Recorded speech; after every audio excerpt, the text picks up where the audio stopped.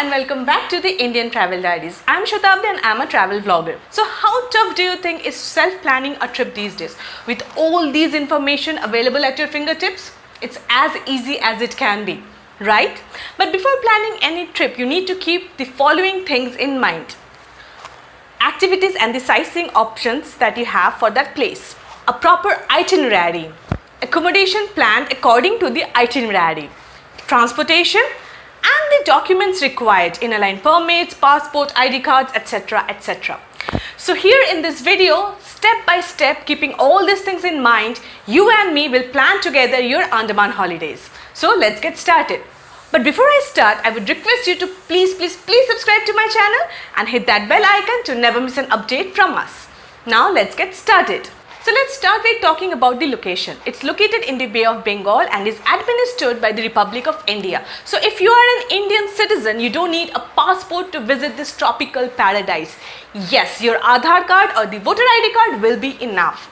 So how to reach there? Because of its location, there are only two ways to reach the Andaman Islands: by air and by ship. There is no connectivity by road or by rail with the Indian mainland. Obviously, they are islands in the middle of the ocean. Reaching Andaman by air is the easiest way because the ship journey involves 3 days. Now let's talk about how to create the perfect itinerary for that amazing holiday experience. Well, to feel any place, I believe that you should spend at least 7 days exploring. Well, I have been to the Andaman Islands thrice. Yes, 3 times. During the first trip, it was of 10 days. The second was for 12 days, and during my third trip, I was there for 14 days. Each time I explored some new place along with the regular ones, and it also included the most beautiful, the most offbeat Little Andaman. With my experience from these 3 trips, I have created the perfect itinerary videos for you, and you can watch them by clicking on the I button here. For details, keep watching this video. For creating an itinerary, you need to know the activities to do and the sightseeing options of a place. Don't worry, I have each and every information that you require. You must visit Port Blair, Havelock or Swaraj Dweep, and Neel or Shahid Dweep. I have created dedicated videos upon things to do at these places. Check them out and pick your favorites. Click on the I button or check the description box below. If you ask about my favorite, I love Chiriya Tapu, Jolly Boy Island and Cellular Jail while in Port Blair, and also scuba diving in Swaraj Dweep and the natural bridge of Shahid Dweep. You will be going to these places no matter how long you are planning to spend in the Andaman Islands, but ideally keep 5 to 7 days to cover these 3 places. If you have 10 days, go to a trip to the North Andaman from Port Blair. From Port Blair, it will ideally be a 3-day trip. On way, you are going to pass through the Jarva Reserve Forest, also the limestone caves at Baratang Island, the mangrove walkway of Rangat, along with a few small but scenic beaches. Next morning, visit the Ross and Smith Island, Kamatang Beach, along with a few small but scenic beaches like Modistera and Amkunj Beach. Stay for the night at Rangat. Next day, you can either come back to Port Blair or take a ferry directly to Havelock Island, also known as Swaraj Dweep. If you are taking a ferry to Swaraj Dweep from Rangat, you may drop down at Long Island and visit the Guitar Island and Lalaji Bay. They are absolutely stunning and less visited by the tourists. All the places that I discussed till now are a part of the Great Andaman Island. The Andaman group of islands has also another island which is a little far from the cluster of the Great Andaman Island, and that island is called, yes, Little Andaman. All other islands south of Little Andaman that you see in the map belong to the Nicobar group of islands. Little Andaman is a 7 to 8 hour ship journey from Port Blair, and ideally you should spend at least 2 to 3 days there exploring. Going to Little Andaman can be a little uncertain, but it's worth all the hassle. Did I say uncertain? But why?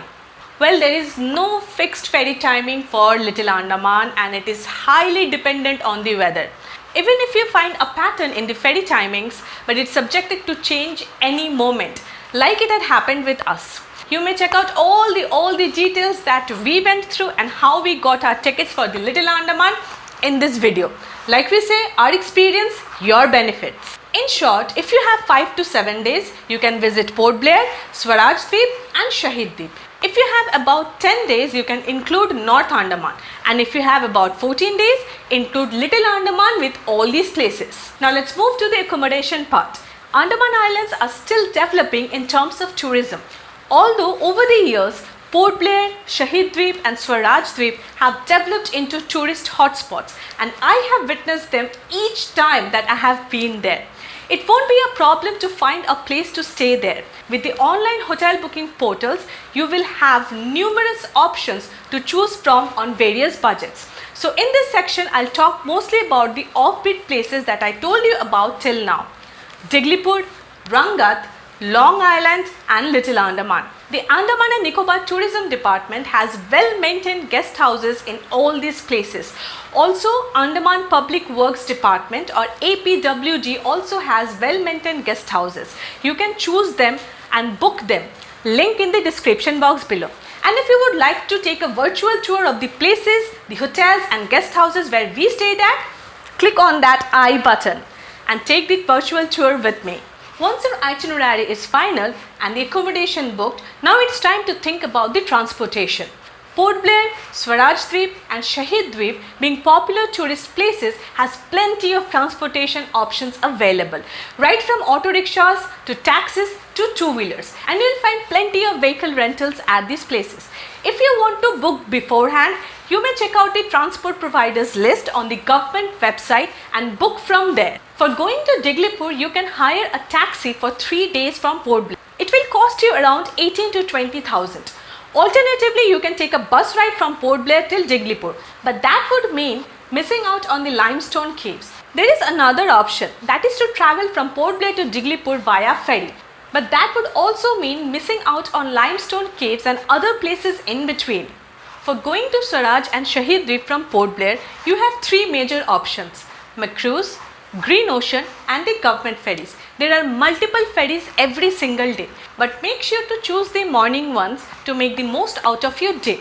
McCruise and Green Ocean can be booked online through their website and the government ferry is counter based. I would like to mention here that the government ferries prefer islanders over the tourists. So it could be a little risky if you try to go there and book, because it's subjected to availability and preference. While booking Green Ocean, you might get confused between 1 and 2. But don't worry, take a virtual tour with me of both, links in the description box below. And for going to Little Andaman, government ferry is the only option and it's counter based. You'll find all the details in my Journey to Little Andaman video. Check that out if you're planning for Little Andaman. Now about the permits. There are a few places in the Andaman Islands visiting which you require permits, but they are on spot and on first come first serve basis. Like Jolly Boy, you need an on spot permit for this place and it's also first come first serve. But yes, each day a limited number of people are only allowed to visit this tiny island. So make sure to reach early to visit my tiny little favorite island from Port Blair. You will also require permit to cross the Jarva Reserve area in order to visit limestone caves, or if you are traveling towards Diglipur. Reach early to register early. If we talk about places to eat and food available, there are plenty of options for both vegetarians and non-vegetarians. The Andaman Islands are like mini India. You'll get multiple options to choose from when it comes to Indian cuisine. So that's all in this video. I hope you were able to take notes. And I really hope that you're able to plan out your perfect holiday to the Andaman Islands referring to my videos. I also have day-wise vlogs which mention speedboat costs, entry fees, scuba and snorkeling costs, etc. etc. Check them out.